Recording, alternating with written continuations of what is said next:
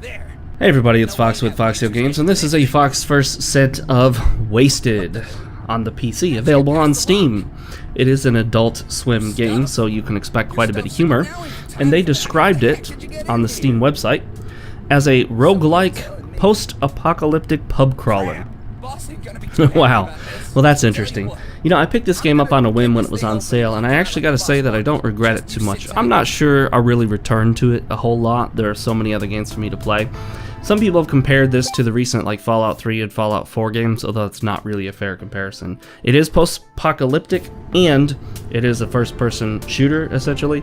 You know, you can sneak around and whatnot, get the critical attacks from sneaks. You have guns that you can collect, weapons, armor as well, with different stats on them.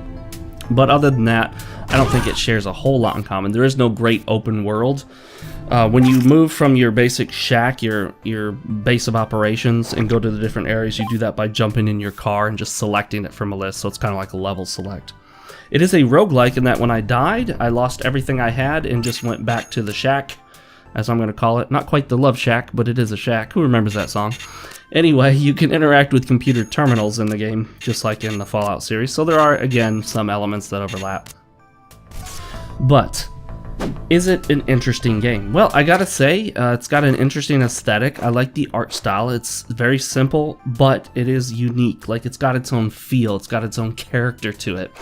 And that's always something when people look at a game and go, huh, that looks kind of interesting, where you're not just copying the aesthetic that you see from other games. So I'm not quite sure if this is, I think it is cell shading. I'm not sure what variety of cell shading. There's a lot of different kinds of cell shading that you can use to get some different effects, but this does appear to be cell shading. And yes, I'm a bit of a sucker for cell shading. I really do like cell shading when it's well done. And in this case, I think it's alright. It's a little dark for my tastes, but, you know, dark is not as in dark as morose, but dark as in not bright. Punch the door open, very realistic. In real life, if you were strong enough, you could certainly use your fist to smash through a metal door. I skip forward to another segment here so you can see some of the first-person shooter combat.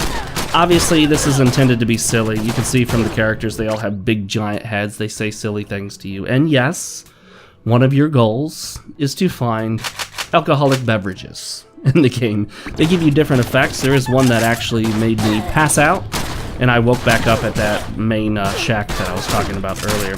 I'm doing a terrible job here, I know that, but just so you know, you actually get a bonus critical if you shoot enemies in the crotch. The game tells you that. So, again, this is an Adult Swim game, so they're going for the humorous side of things. The music in the game is alright, although I gotta say it didn't quite feel like it matched. I mean, this song seemed to just play endlessly while I went through the game. I don't know if maybe I haven't gotten far enough for new songs, but the music almost sounds a bit like, I don't know, video game elevator music. And so it doesn't seem to fit when you're encountering these battles where you're struggling to survive and shooting and being shot at, and yet here's the video game equivalent of elevator music playing in the background. There are traps to be aware of. So I guess drinking this booze did the same thing that the other one did that I was talking about earlier, like you just go back. So it's almost like a homeward bone from the Dark Souls series. It returns you, not to the bonfire, but to the shack. You can pick up items and throw them, some of them break, and for some reason it was strangely satisfying to pick up beer bottles and throw them and hear them smash and break on stuff. There are mutant dogs in the game, so if you just cannot bring yourself to shoot a dog in a video game, this game may not be for you. Interestingly enough, it will not automatically reload when you run out. If you run out and you keep clicking the fire button, nothing will happen. Like, you'll just hear the firing pin click, click, click. So a lot of games will auto-reload for you once you're at the end of your magazine. Not a clip, but your magazine. In this case, you have to manually reload, which is fine. Of course, very few games are realistic in that if you were to shoot one bullet and then reload, you would lose all the other bullets you haven't used in the magazine you just dropped, but whatever, that's neither here nor there. Is Wasted the type of game that you should pick up? Well, shoot, I don't know. I don't know what you like.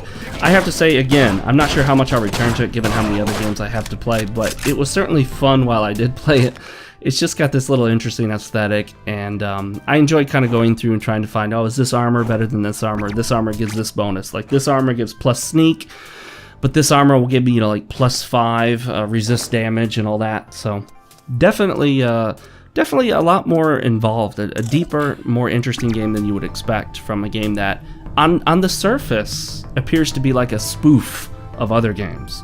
So definitely check this one out if you want to give it a shot. It is on Steam. Wasted, a post-apocalyptic pub crawler. Yeah, I'm Fox with FoxeoGames, and I'll see you guys next time.